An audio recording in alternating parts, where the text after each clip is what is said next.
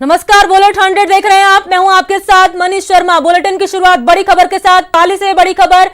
पाली में भीषण सड़क हादसा हो गया। बेकाबू होकर पलटी टाटा। हादसे में 4 लोगों की मौके पर ही मौत हो गई है। 2 महिला और 2 बच्चे इसमें शामिल हैं। 6 से ज्यादा लोग घायल बताए जा रहे हैं। गुड़ा एंदला इलाके के पास ये पूरा हादसा हुआ है। तो बड़ी खबर पाली से, जहां पर सड़क हादसे में 4 लोगों की मौके पर ही मौत हो गई, तो वहीं 6 से ज्यादा लोग घायल बताए जा रहे हैं। आपको बता दें कि बेकाबू होकर एक गाड़ी पलट गई, जिसके चलते ये सड़क हादसा पेश आया। और इस हादसे में 4 लोगों ने अपनी जान गंवा दी और इसमें 6 से ज्यादा लोग जो हैं घायल बताए जा रहे हैं। गुड़ा एंदला इलाके के पास ये हादसा हुआ है। तो बड़ी खबर पाली से, जहां पर बेकाबू होकर कार पलट गई और कार पलटने से 4 लोगों की मौके पर ही मौत हो गई।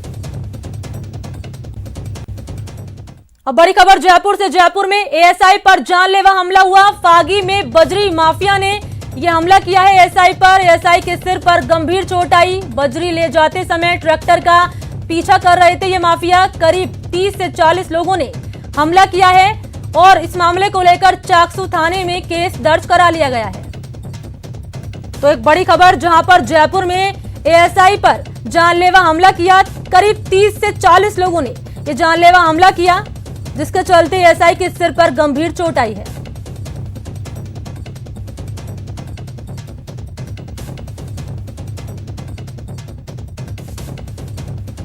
तो बड़ी खबर आपको लगातार बता रहे हैं किस तरीके से जयपुर में एएसआई पर जानलेवा हमला हुआ है। और इस जानलेवा हमले के तहत एएसआई को गंभीर चोट आई है उनके सिर पर। आपको बता दें करीब 30 से 40 लोगों ने हमला किया है और आरोपियों के खिलाफ चाकसू थाने में केस दर्ज करा दिया गया है।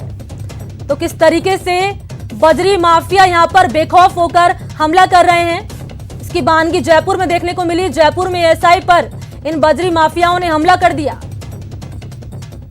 खबर पर ज्यादा जानकारी के साथ न्यूज 18 संवाददाता सौरभ मेरे साथ सीधा फोन लाइन पर जुड़ गए। सौरभ, क्या वजह बताई जा रही है जिसके चलते हमला किया गया?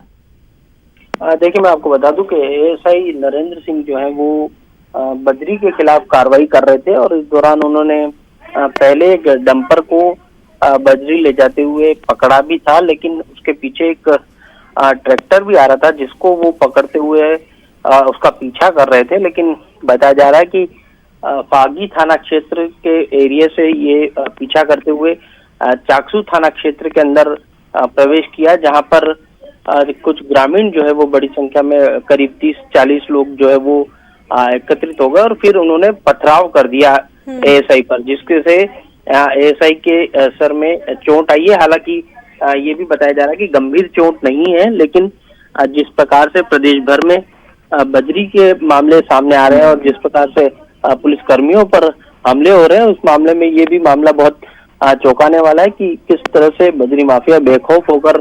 सौरभ, लगातार हम कई तस्वीरें से पहले भी देख चुके हैं, कई मामले भी सामने आ चुके हैं। आखिर इनके खिलाफ एक्शन क्यों नहीं लिया जा रहा है? क्योंकि जिस तरीके से एएसआई पर हमला कर दिया गया है, तो क्या कार्रवाई की जा रही है इसके खिलाफ? देखिए, मैं आपको बता दूं कि प्रदेश में बजरी पर रोक है और ऐसे में बजरी माफिया जो है वो प्रदेश भर में सक्रिय है और इनकी हिम्मत का इसी से अंदाजा लगाया जा सकता है कि आए दिन इस प्रकार की वारदातें जो है वो सामने आती है। जब भी कोई इस पर कार्रवाई करने की कोशिश करता है, तब ये जो लोग हैं वो हमला कर देते हैं और इससे ये बात साफ होती है कि इन लोगों के पीछे कोई बड़े हाथ हैं। इसी कारण से उनकी इतनी हिम्मत हो जाती है कि पुलिस कर्मियों पर जो है वो हमले हो जाते हैं। आपने 2 दिन पहले दौसा का मामला देखा होगा, वहां पर होमगार्ड की जो है वो हत्या कर दी जाती है। तो ये यानी कुल मिलाकर बजरी माफिया बेखौफ है और प्रशासन अभी कार्रवाई करने की कोशिश नहीं कर रहा या जानबूझकर कार्रवाई नहीं की जा रही है। एक बड़ा सवाल ये है। एक बड़ी खबर आपको बता रहे लगातार जयपुर में, जहां एएसआई पर जानलेवा हमला किया गया। फागी में ये बजरी माफिया ने हमला किया एएसआई पर। एएसआई के सिर पर गंभीर चोट आई है। रुक करते अगली बड़ी खबर का। सीएम की आज 2 समीक्षा बैठक प्रस्तावित की गई है। थोड़ी देर में पीडब्ल्यूडी और शाम 5 बजे ग्रामीण विकास की बैठक होगी। सीएम दोनों विभागों की योजनाओं की घोषणा पत्र के क्रियान्वयन के आधार पर चर्चा करेंगे।